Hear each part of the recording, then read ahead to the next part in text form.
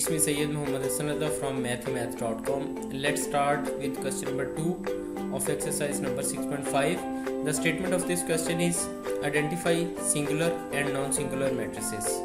यानी हमारे पास कुछ matrices given है, इनमें से हमने ये बताना है कि कौन से singular है और कौन से non-singular है। तो जिसका डिटर्मिनेंट 0 आ जाएगा वो सिंगुलर है और जिसका डिटर्मिनेंट 0 के अलावा कुछ भी आ जाए वो नॉन सिंगुलर है। जैसे कि हम इस फर्स्ट पार्ट को लेते हैं।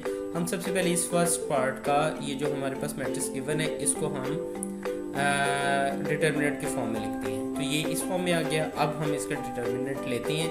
इसका डिटर्मिनेंट लेना कुछ इस तरह से होता है कि ये -1 इस -3 से मल्टीप्लाई हो जाएगा यहाँ पे और 3 1 से मल्टीप्लाई हो जाएगा यहाँ।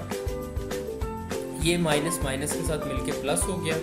3 1 के साथ मल्टीप्लाई हुआ तो 3 आ गया और -3 1 के साथ मल्टीप्लाई होगा तो 3 आ जाएगा।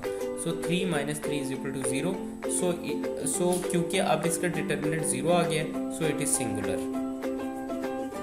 अब इसके सेकंड पार्ट की तरफ चलते हैं।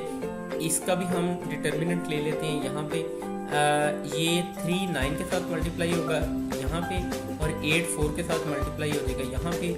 ये 3 × 9 27 -8 × 4 32 so it will be equal to -5. -5 is not equal to 0 so it is non-singular matrix. इसके थर्ड पार्ट की तरफ चलते हैं। यहाँ पे -a